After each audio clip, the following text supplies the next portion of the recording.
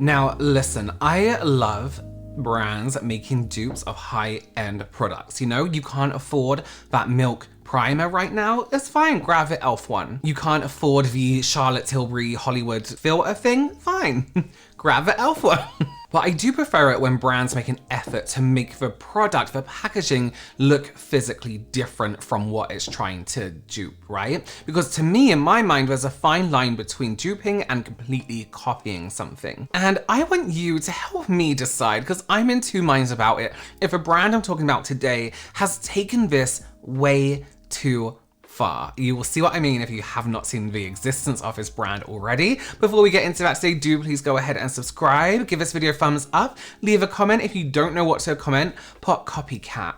Let's change it up this week. And if you haven't already, please go ahead and subscribe to my reaction channel where I react to stuff that isn't beauty related. Okay, and just keep watching for lipstick on my teeth. Also, please excuse how patchy this eye makeup is today. I had a leaky eye, but I was like, no, I have to film today. I have to get this eye makeup on. So it's a little bit patchy, but I managed to kind of save it. Okay, let's get into it. So in my mind, a dupe to me of a product means something that performs very similar, does the same job, but costs a lot less money in the makeup industry, right? In the makeup and beauty industry. A dupe isn't just something that smells the same, for example. So it's not just a lipstick that is similar to a MAC one because it smells like vanilla. You know what I mean? It needs to be a similar texture, similar color. It needs to be like if I came up to you and said, I'm wearing MAC something lipstick, you would believe me, even though I'm wearing a more affordable version. So saying that, if you don't know them already, let me introduce you to an Australian brand, Emco Beauty. Now, this is wild. According to their website, Emco Beauty is an Australian luxe for less, cruelty-free and vegan beauty brand. Our whole BS-free beauty brand ethos is inspired by you. We create innovative beauty solutions and trend-focused products with our entire range priced under $40. We are here to serve everyday people who want amazing results, driven products that are affordable yet still deliver on quality. It then goes on to say, the brand is focused on current trends and continues to evolve with a finger on the pulse strategy, collaborating with some of Australia's most popular women as our much-loved Emco Beauty ambassadors. So Emco Beauty was founded by Shelley Sullivan in 2016, 14 years after she had already created her other own brand, Model Co., which is, they say, is their big sister heritage brand. Now, if you're doing something watching this video, right, cleaning, something like that, just come to the screen for just a second, because you have to see this to understand what's going on, right? I'm gonna flash up some pictures, tell you the name of the product, and I want you to tell me if you instantly recognize these products without me showing you what they're duping, right? If you haven't seen this brand, get ready to be like, what the actual legal hell? So we have, get ready, let's go. We have Glow Up PH Powder, Miracle Flawless Press Powder, Super Glow Bronzing Drops, Fragrance Mist, I love it when she's like, fragrance mist. Smoothing body cream. Hydrates and glow ultra fine mist. Cream matte luxe lipstick. Glow Up PH balm.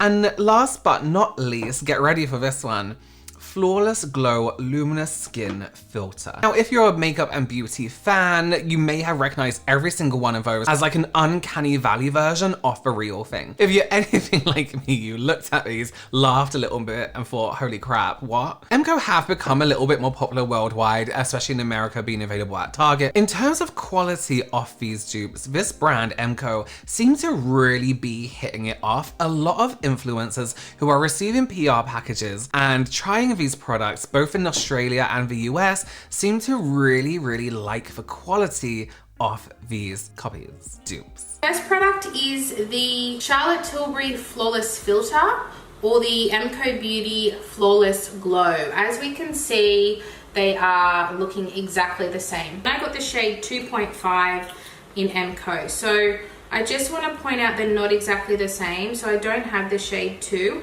I bought 2.5 because I thought I had the 2.5 in the Charlotte, but I was wrong.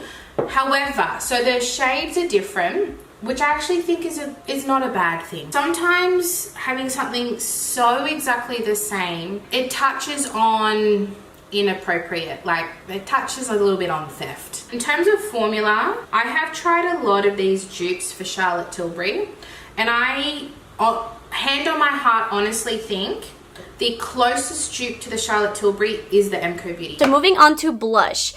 Super excited about this one. This is like them duping the matte version of the glow ones, or not the glow ones, but just the liquid blushes. Next we have the Soft Matte Beauty One blush. And by the way, none of these have shades. I guess maybe it's flushed blush. That looks really, really pretty. I really like this shade, and it is not picking up anything under. It's not looking patchy. I definitely think we can get away with just one dot on the other side and see how that goes. It is looking stunning. Now, I'm actually unable to get anything from this brand because if they don't deliver to the UK, I do have a US address, but I don't really want to spend money on getting these shipped to me because I'm not that bothered about them, to be honest with you. And I have to pay an extra shipping and then an income thing. It's a lot. So unless I really want something, then I won't bother. So the owner of the brand actually has a great history in the fashion and makeup and beauty industry. She had her own modeling agency at one point, and another makeup brand called Model Co, which I touched on earlier. They actually did a collaboration with Karl Lagerfeld, not MCO, Model Co, which was the previous one. I think MCO might be short for Model Co.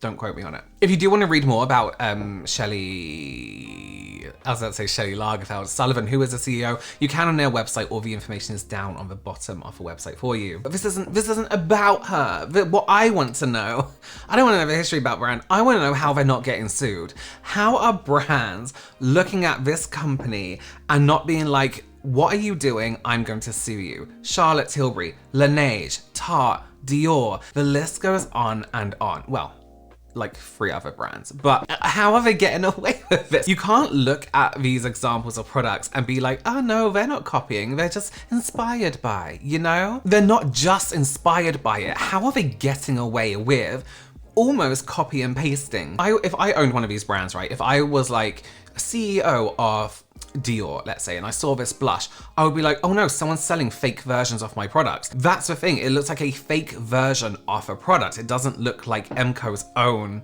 product. So I managed to find an interview with somebody who can actually talk on this legally. Someone called Rebecca Wood, who works for a law firm. The article is called, How Do Brands Get Away with Dupes? Which I can understand how, you know, some brands get away with duping other products, because it doesn't look the same, right? But I've always found this fascinating because everyone's always said there's so many brands that copy other brands, and people have always said, oh yeah, as long as like 2 things are different, as long as like 5 things are different, as long as it's 20% different, it's fine. But what is the actual law? Rebecca says, she tells this website, there are certainly a lot of dupes out there, so there's always a lot of questions about how can they do that? Isn't that infringement on intellectual property? That's what I would have thought, especially to this degree. It's about making sure that when companies are marketing products, that they're firstly not infringing on trademarks, making sure that they understand the IP rights of these other companies that they're copying, and really making sure that they're distancing themselves in terms of their own marketing.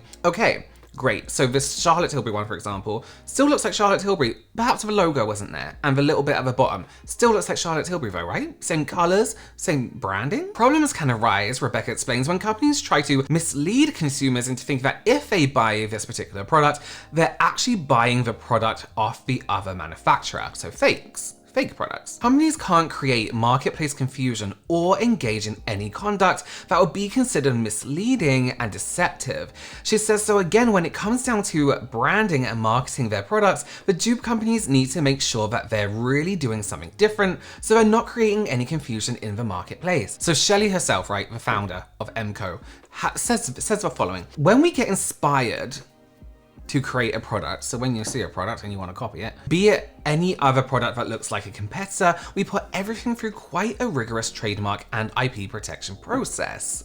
Okay, we consult trademark and intellectual property attorneys, where whatever I take to market is kosher. We do all the complete checks. Okay, so that's fair enough. I don't think this brand is confusing customers. Like, I don't think they're gonna pick up an MCO blush in a drugstore and think it's Dior, for example.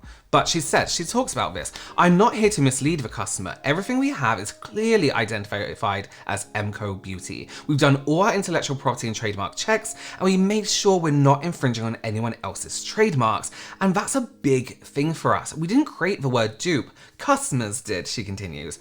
So if you aren't creating these products to be a dupe, what are you making them for? Because they do look exactly like what you're trying to copy. That doesn't make sense. But if you're gonna dupe something, own it. Okay, let's take a look, for example, at this one, the Charlotte Tilbury Flawless Filter, because I think this one is probably the most recognizable and heavily copied. So side by side, the products are extremely similar, right? The color of the font is just switched around in the Emco version, so the red and the white is switched around.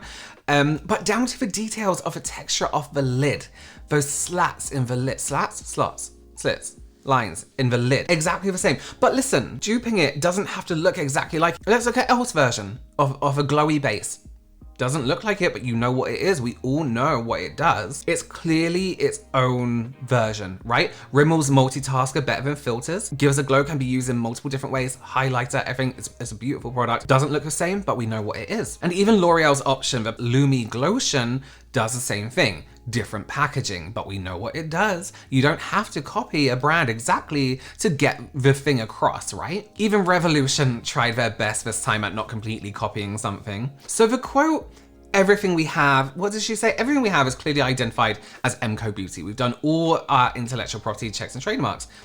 Seems to me as we aren't copying, we're clearly Emco. But why? Tell me why. In a world where there are brands that do this, why do you have to try and look exactly the same? That's what baffles me in my mind. And you know, I'm not saying I want a discussion on this because I don't know where the line is crossed. Listen, my mind is all crazy. Let me know your opinions down below on this situation. Do you think this brand in particular has gone too far? Do you think duping in general has gone too far? I would love to know your opinions. I would love to be part of that discussion, so let me know down below. Thank you so much for watching. Do consider subscribing, and I will see you very, very soon. Bye.